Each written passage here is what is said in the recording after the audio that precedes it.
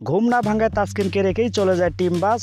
এই কারণেই ভারতের বিপক্ষে নাকি খেলতে পারেননি তাসকিন আহমেদ। সুপার এইটে ভারতের বিপক্ষে গুরুত্বপূর্ণ ম্যাচের একাদশে টাইগার সহ অধিনায়ক তাসকিন আহমেদের না থাকা নিয়ে বেশ আলোচনার জন্ম দিয়েছিল। সে সময় বিস্তারিত কিছু না জানা গেলেও সম্প্রতি চাঞ্চল্যকর এক খবর সামনে এসেছে। বিসিবির সূত্রের বরাত দিয়ে ক্রিকবাজ জানিয়েছেন, ম্যাচের দিন দেরিতে ঘুম থেকে ওঠা টিম বাস মিস করেন টাইগার এই পেসার, যে কারণে পরে তাকে ছাড়াই একাদশ সাজাতে বাধ্য হয় টিম ম্যানেজমেন্ট।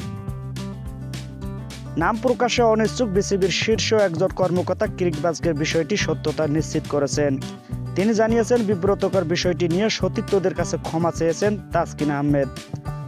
গ্রুপ পর্বে 4 ম্যাচের 3টিতে জিতে সুপার এইটে উঠেছিল বাংলাদেশ, কিন্তু দ্বিতীয় রাউন্ডে নিজেদের প্রথম ম্যাচে অস্ট্রেলিয়ার বিপক্ষে হারার পর আশা বাঁচিয়ে রাখতে ভারতের বিপক্ষে জয় ছাড়া বিকল্প ছিল না।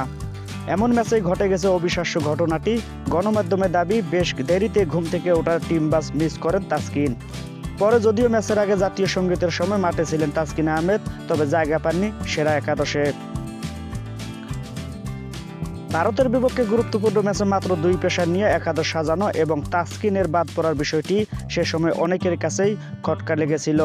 স্বাভাবিকভাবেই প্রশ্ন ওঠে, হঠাৎ কি এমন হলো যার কারণ তাসকিন খেলছেন না।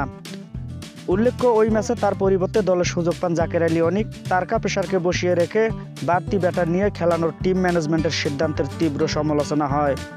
ক্রিকবাজকে বিসিবির ওই শীর্ষ কর্মকর্তা জানিয়েছেন, এটা সত্য যে তিনি টিম বাস মিস করে দলে যোগ দিতে পারেননি, কিন্তু কেন তিনি খেললেন না তা শুধু কোচই ভালো বলতে পারবেন, কারণ তিনি ভারতের বিপক্ষে পরিকল্পনায় ছিলেন কিনা তার উত্তর প্রধান কোচ চন্দিকা হাথুরুসিংহে দিতে পারেন। তিনি বলেন, যদিও কোচ খেলোয়াড়ের মধ্যে কোনো সমস্যা থাকতো তাহলে কিভাবে পরের ম্যাচে আফগানিস্তানের বিপক্ষে খেললেন আরও যোগ করেন। সময় মতো উঠতে না পারার জন্য তিনি তার সতীর্থ এবং সবার কাছে ক্ষমা চেয়েছেন।